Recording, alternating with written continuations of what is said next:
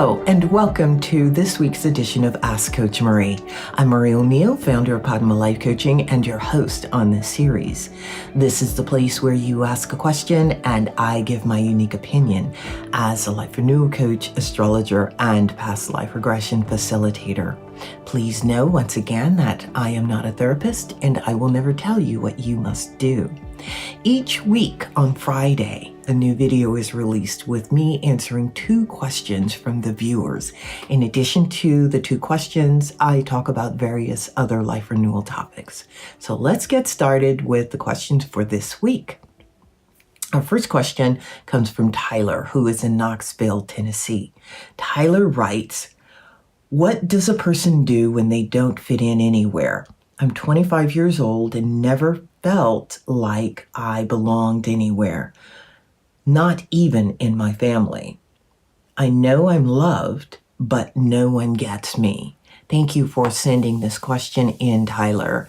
And I definitely understand what you're talking about because it can be challenging to, number one, find your tribe or feel as though anyone understands you. That's a major issue. One of the things that you need to know is that you will find your tribe.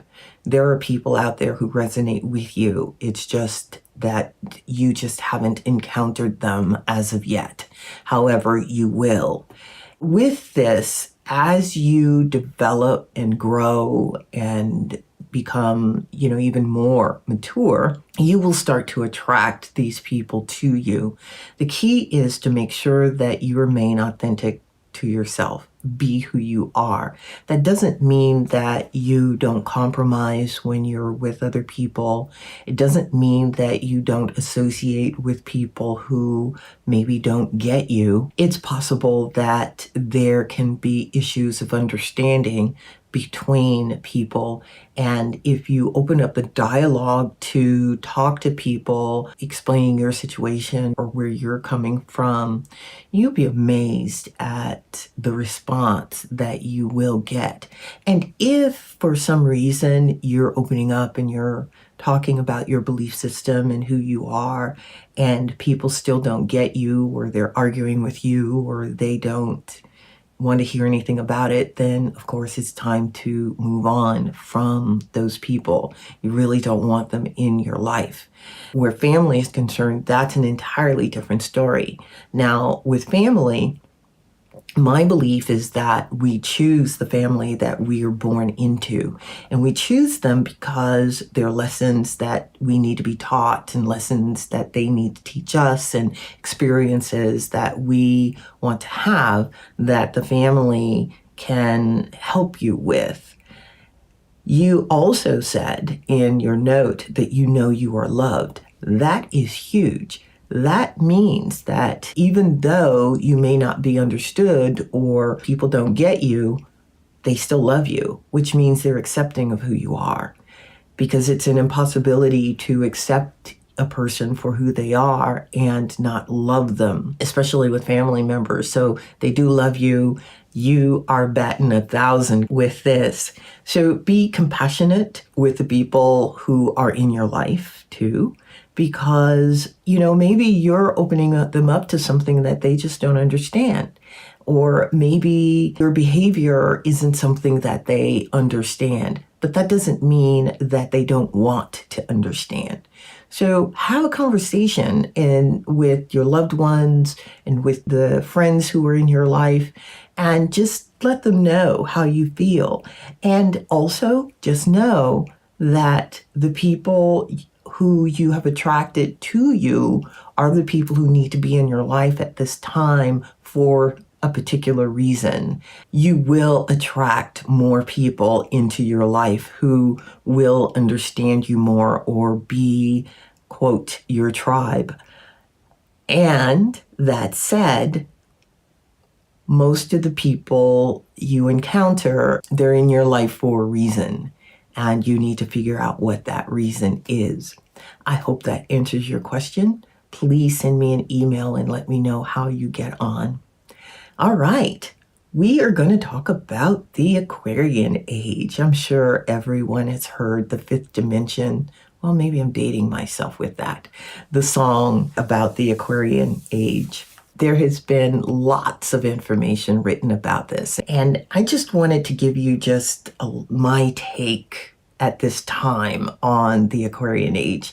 What happens is we have the precession of the equinox, meaning that the constellations in the sky, you have the equinox moving in a counterclockwise direction, and it takes about, I believe it's 2,600 years in each constellation. So we're moving out of the age of Pisces and moving into the age of Aquarius. Whether that age has begun or not, I don't know. I do know that there are people out here who believe it has and felt that it started back during the industrial age, because Aquarius is about technology. And of course, we know what happened when the industrial age happened. Everything sped up and we started getting all sorts of technology, from cars to different equipment that we use. And of course, computers. All of that is a part of the sign Aquarius. Now, I also believe that we are moving into a 20-year period, which begins the middle of November of 2024. We're beginning a 20-year period where the planet Pluto, which is one of our outer planets, it's moving into the sign of Aquarius for 20 years. My view is that is a foreshadowing of the Aquarian Age. So whatever our experiences are for the next 20 years, that is a foreshadowing of what is to come with the Aquarian Age. Now, with the Aquarian Age, it takes about 300 years for an age to actually solidify so that we know what that age is all about. Think back, way, way back, when the Piscean Age started. It started right around the time when Jesus appeared. And it was about 300 years after he appeared. If I'm not mistaken, it was about 300 years before Christianity really took hold. I mean, Buddhism was there in, I believe, 2,600 years ago. And you've got this huge span of time where we were really trying to figure out what that age was going to be, that Piscean Age. Move forward down through history to see what we actually worked on. What was the Piscean Age all about? Now we're getting ready, I believe, to move into the Aquarian Age. What we want to do is take the best of the Piscean Age and move it into the Aquarian Age with us. That's what I'd like. However, what we do is we move a mixture of the best and the worst of what we are, because remember, we're all evolving. And if there's parts of us that we still need to work on, just because we move to a new age doesn't mean we don't still have those issues or don't have to deal with those issues. The Aquarian Age has its shadow. When we're thinking about Aquarius as a sign, it's the sign of the people, the group. It's a sign of technology. It's an air sign. So it's not about the individual anymore. It's about what's good for the all. That can be good and that can be not so good, depending on if you have individuated before. It also depends on your level of consciousness, meaning, are you individuated enough where you can be in the group and work for the group without taking on group think? Meaning you're not thinking for yourself. You're not really contributing to the group other with new ideas. You are just going along with what the group says needs to be done. We all see this happening today, especially politically, no matter where you are in the world or what party you're with. You see where a lot of times it's groupthink. If you are an individual and you're giving your opinion, you could easily be ostracized from that particular group. So the Aquarian Age really does have its shadow, and it's my opinion that we will have a mixture of the shadow and the light in the Aquarian Age. We will have more technology. Think about AI. Well, that is certainly an Aquarian technology, and all the other technologies that are going to come about during the Aquarian Age. So I just wanted to give you my 2 cents, or should I say 5 cents because of inflation, about the Aquarian Age. So send me an email or post below and let me know what you think about the Aquarian Age. Do you think we've already entered it, or what do you think it's going to be about? Let's have a good conversation about that. All right, let's go ahead and move on to the final question for today. The final question comes from Katrina, who is in Kirkland, Washington. And she has a question where she says, I need help figuring out why I don't have follow through.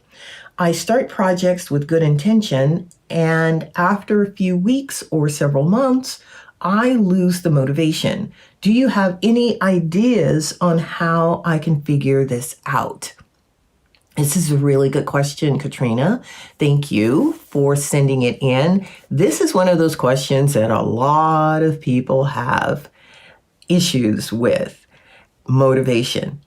2 things that I want to say to you about this. First, to work with the issue of not having follow through, my advice is, or my suggestion is, for you to enlist the help of a friend, a coach, an accountability coach, or someone who you can be accountable to for projects. The reason is, when you're accountable to somebody else and you have to answer, you have to give an update, you're more than likely going to have follow through and you're going to get the work done. You can join a mastermind group. Myself belong to a mastermind group. We get together once a week and we talk about what we've accomplished the week before and what we'd like to accomplish this week. Each person is taking notes so that when you come to the meeting the next time, if you don't mention something, it's brought up so that you can talk about it. There's no guilt, no admonishment, but it does help you to stay on track, because motivation, it's an energy where it's an ebb and flow of that energy. Sometimes it's there, sometimes it's not. And you really need help when it's low. You need help from somebody else when it's low, because sometimes it's very difficult to motivate yourself. The second point is figuring out why you have it in the first place. There's a couple of things you can do there. One, you can ask your higher mind, who you pray to. You can ask the simple question, where did this issue originate? Where did it begin? And when you get that answer, and you will, if you ask, you might get a thought or knowing, or a picture might pop in your head. There's a myriad of ways that you can be triggered with being given that information. But once you get that information, you want to then analyze the situation that you were in. What caused you to lose motivation? What emotions were you dealing with? What were you dealing with, period, during that time? Maybe there was some wound that happened, or some wounding that happened at that time. Now, if you don't want to ask your higher mind or who you pray to, that's fine too. You can sit and go back through your life experiences and just ask yourself when you experienced this issue. And once you get back to the originating point, analyze that event and see what the lessons were. See if there's something you need to let go of, because there's a reason you would have this issue rearing its head over and over again. The other thing with energy, we do set up patterns. If we fail at something, say we start a new diet, which I got to tell you, I've started a few. You start a new diet and you're on it for a couple of months, and then all of a sudden you're off of it.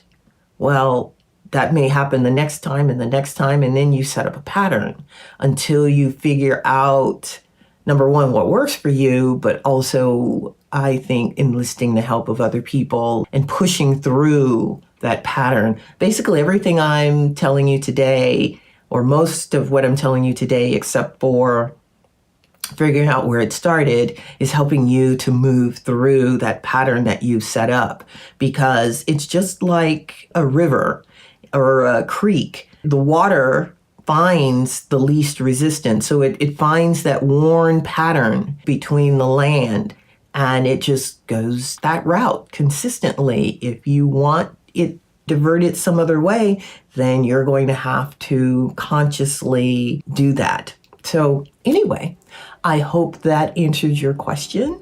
Please send me an email, comment below, let me know how you're getting on with this. And we have come to the end of the questions for this week. Thank you for being here, for being a part of this particular tribe on Ask Coach Marie. Please be sure to like and subscribe to the YouTube channel and spread the video. Send it to your friends. When you have questions, send them to padmacoach@icloud.com. That's padmacoach@icloud.com. I look forward to seeing you next week. Have a wonderful week. Bye-bye.